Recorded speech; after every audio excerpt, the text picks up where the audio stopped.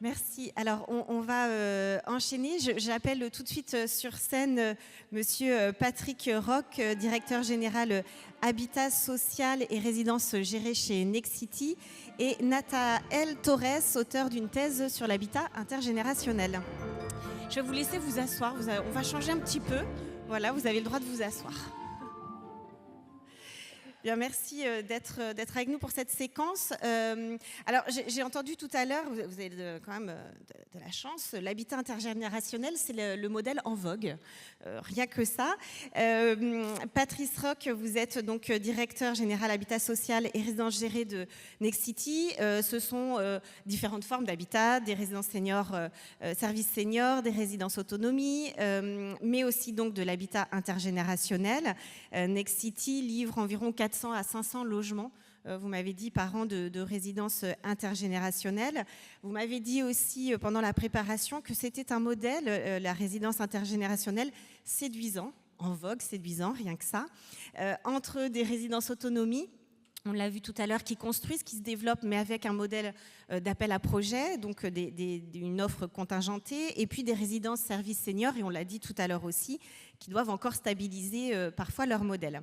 Alors, on va peut-être commencer par une définition.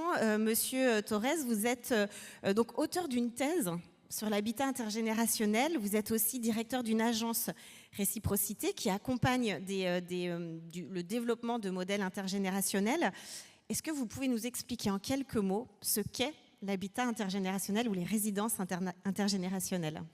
Alors, très très vite, puisqu'effectivement, il n'y a pas de définition officielle ni de cadre juridique ou quel qu'il soit. On parle bien de formes d'habitat intermédiaires, alternatives, à destination des personnes âgées, puisque c'est quand même les publics qui étaient les premières cibles et qui sont quand même la focale implicite de ces projets, même si effectivement, le postulat qui est particulier à ces résidences intergénérationnelles, c'est que la cohabitation au sein d'un immeuble, d'une résidence de différentes générations va avoir un impact positif dans la qualité de vie et le cadre de vie des différentes personnes à travers des interactions, du lien social, un accompagnement, des services, etc. Grosso modo, on parle d'environ 600 résidences qui sont livrées en France, selon un recensement que nous avons réalisé avec Réciprocité. Ça représente à peu près 30 000 logements. 95% des montages impliquent un bailleur social. On l'a un petit peu compris dans les échanges d'aujourd'hui. Et avec de plus en plus, au fil des années, des espaces partagés et des services de différentes natures. Donc à peu près 80% des résidences aujourd'hui comportent des espaces partagés et une forme de service d'une nature ou d'une autre. Très bien. Il n'y a pas de modèle unique, hein, c'est ce que vous dites. Non, absolument on peut trouver de l'intergénérationnel dans différentes formes d'habitat. Exactement, oui. Avec des toutes petites résidences, on va trouver des projets avec 3, 4, 5 logements et d'autres qui vont aller à plus de 100 logements. Très bien. Alors, même si on définit de manière assez positive cette formule, vous me disiez aussi dans la préparation de cette table ronde qu'il y a un enjeu majeur aujourd'hui dans le modèle, et on en parle beaucoup depuis ce matin, il est économique. Oui, évidemment, effectivement, on en a déjà pas mal parlé. Un enjeu économique qui a trait en particulier justement au financement de cette dimension servicielle et d'accompagnement qui peut se manifester de très différentes façons, mais qui représente pour les porteurs de projets, pour les bailleurs sociaux, une charge et un coût de fonctionnement qui est souvent plus difficile à porter encore que les charges d'investissement en termes d'adaptation des logements ou d'espaces partagés. Avec des enjeux aussi qui sont des enjeux propres à l'institutionnalisation au sens très large de ces nouvelles formes d'habitat, puisqu'on a vu qu'il y a un cadre qui se dessine, a essayé de se dessiner avec l'habitat inclusif, avec des financements de la vie partagée qui ont plutôt resserré la focale sur certains sujets et qui sont absolument opportuns, utiles et précieux. Mais qui néanmoins, s'agissant d'habitat intergénérationnel, parfois on est dans des jeux où on fait rentrer des ronds dans des carrés ou des carrés dans des ronds. Très bien, donc En effet, vous le disiez, dans l'habitat intergénérationnel, il y a des contraintes économiques et des surcoûts qui sont liés aux espaces communs, aux espaces partagés. On en a parlé ce matin pour la vie sociale, au logement lui-même qui doit être adapté à une des composantes de cette intergénération, donc les seniors dont on parle aujourd'hui. Et puis, vous le disiez, ce troisième volet sur les services. Alors, je vais vous laisser la parole, Monsieur Roch, sur ce troisième enjeu des services. Vous disiez qu'il y a une limite, y compris juridique, à ce blocage économique. Oui, bonjour à toutes et à tous. Merci de l'invitation à débattre. Je crois qu'on partage tous l'idée qu'entre le maintien à domicile et puis l'EHPAD, il y a toutes les solutions qu'on a évoquées ce matin et l'intergénérationnel en fait partie. Nous, on constate qu'on fait beaucoup de logements sociaux chez Nexity. Encore l'année dernière, 55% de nos ventes ont été faites en logement social et intermédiaire, et la très grande majorité de ces 55%, c'est du logement social. Quand on va voir des élus, puisqu'on parlait des élus ce matin, tout le monde n'accueille pas le logement social avec la même promptitude, pour dire les choses comme ça. Néanmoins, ce qui rassemble, c'est le senior. Et là, il n'y a plus question de type de logement, il faut faire du logement pour les seniors. Et donc, l'habitat intergénérationnel permet de dire on va mixer les publics, construire quelque chose, faire ville, faire solidarité. Donc là, il y a de l'adhésion. Ensuite, il y a qu'est-ce qu'on va faire. Et je crois que techniquement, il n'y a pas de sujet. C'est-à-dire que les promoteurs, comme les bailleurs qui sont en maîtrise d'ouvrage, nombreux à en faire, savent faire les douches extra plates, la domotique, les chemins lumineux, les interrupteurs, les barres de seuil, les sols souples, les portes avec les grooms, puisqu'on parlait des grooms. Tout le monde sait faire ça. Les salles communes, on sait les bâtir. La question, c'est comment on va avoir des animations de qualité. Et ça, on a des gens qui savent faire, mais tout ça a un prix. Et donc, c'est ce que disait M. Torres. La question, c'est comment on finance ça. Aujourd'hui, ce qu'on constate, ou en tout cas moi, ce que je constate dans ma fenêtre de promoteur, c'est que nos clients, les bailleurs sociaux, avec eux, on fait un peu trop de bricolage. C'est-à-dire qu'on va avoir un promoteur qui va financer quelques années une association, par exemple, qui va mener des activités de prestation. Mais comme notre métier, c'est de construire, de livrer, et puis qu'on n'est pas là comme eux, pendant le restant de la vie de l'immeuble, la question, c'est celle de la pérennité du financement de ces activités. Et aujourd'hui, il n'y a pas de modèle parce que le décret-charge qui définit ce qu'on a le droit de récupérer, il définit des cadres très précis. C'est le gardien d'immeuble, c'est l'eau, c'est le chauffage, c'est l'ascenseur, c'est le ménage. Mais ça ne va pas être ces animations pour faire de société, justement, pour faire cette solidarité. Et donc, je crois que collectivement, on se heurte à ça. Et il y a différents types d'attitudes. Il y a ceux qui, à la frontière, à la légalité, tant qu'on ne vient pas les chercher, ont tendance à facturer des forfaits d'animation. Et on en entend parler. Et bon, le cadre ne permet pas, de mon point de vue, que ce soit fait, mais bon, on laisse faire nos clients. Il y a ceux qui disent je ne peux pas, et il y a ceux qui vont chercher des subventions. Parmi celles-là, on a parlé tout à l'heure de la VP, mais les politiques des départements sont très diverses. Donc pour ce qui est de l'habitat intergénérationnel qui va regrouper quand même entre 70 et 100 logements, on va avoir des départements qui vont nous dire que l'AVP ne finance pas ce type de structures et qu'on va être sur des structures plus petites. On va certains qui vont dire oui. L'octroi de ces subventions est déconnecté de l'octroi des agréments, PLUS, PLS, PLAI. Et donc du coup, nos clients nous disent je ne suis pas sûr de pouvoir m'engager dans ces animations parce que je ne suis pas sûr d'avoir l'aide. Et donc, il y a une catégorie de bailleurs qui, aujourd'hui, nous dit « j'internalise », mais ça reste difficile parce que, comme ça a été dit ce matin par Emakos au premier chef d'entre eux, il y a des loyers qui sont définis par décret, qu'aujourd'hui, la réglementation ne permet ni de récupérer ces services dans les loyers, ni de les récupérer dans les charges. Peut-être qu'une des questions, puisqu'on est dans un rassemblement qui vise quand même à interpeller les pouvoirs publics, c'est aussi de se dire, est-ce qu'on ne peut pas, sur la question de la croissance démographique qui arrive, réfléchir à ce cadre-là et l'ouvrir. On pourrait essayer de faire un 3/4 peut-être et dire, les promoteurs participent au lancement d'une opération comme ils le font pour certains aujourd'hui, au départ avec une sorte de subvention qui vient prendre en charge une partie du coût. Un 3e tiers qui serait peut-être à discuter, même si je sais que le sujet est explosif vu l'étroitesse des finances des bénéficiaires de logements sociaux, qui serait recouvré dans les charges, et un autre tiers qui serait recouvré soit sur l'autofinancement des bailleurs, soit sur les loyers.